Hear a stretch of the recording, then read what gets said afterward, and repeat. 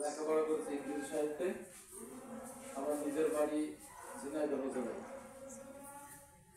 এখানে আসার আগে পরিকল্পনা মন্ত্রীর অধীনে পরিসংখ্যান তথ্য ব্যবস্থা বিভাগে কর্মরত ছিলাম। তার আগে পঞ্চগড়ে ছিলাম প্রায় 50 বছর এডিসি জেনারেল এবং ডিডিওস হিসাবে। আরো দুটো জেলায় আমি এডিসি ছিলাম, সব জায়গায় এডিসি জেনারেল ছিলাম।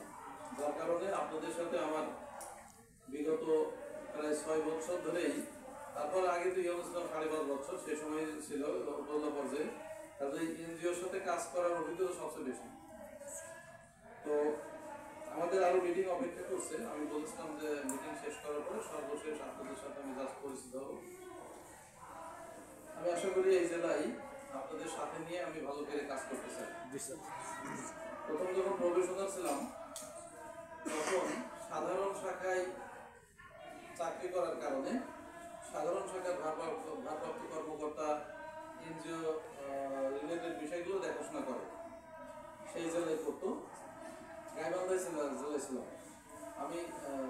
তখন তো চাকরি কেমন শুরু অত বুঝতাম না। মজার ব্যাপার হইলো ওই দিন নাই আপনাদেরকে কিন্তু আমি, আপনারা আবার অন্যভাবে দিবেন না, আমার তিক্ত অভিজ্ঞতার কথা থেকে বলতেছি। একটা বাড়িতেই একটা ওয়াশরুম দেখিয়ে 2-3 জন এনজিও তারা দাবি করে এটা আমার, এরা দাবি করে এটা আমার।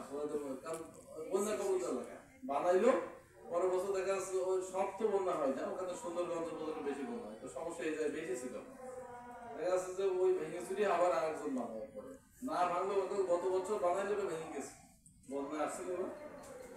তো তখন ডিসি স্যার বললো যে তুমি কি জানো যে এই কাহিনী হয় না? স্যার আমি এটা জানি না। তো সত্যি সত্যি মাঠের চিত্রটি পাওয়া গেছে। তখন আমরা মিটিং এ সাবধান করেছিলাম যে এই কাজটি করা যাবে না, কারণ তো অনৈতিকতা নাকি। আপনারা বানাই দেন, ওর বানিয়েছে একদিন যে আপনি পাশের আপনার যদি কিছু করার ইচ্ছা থাকে যে পাশে একটা বাড়ি গরিব মানুষরা দেখেন, কারণ আমাদের শতভাগ স্যানিটেশন অর্জন করতে হলে তো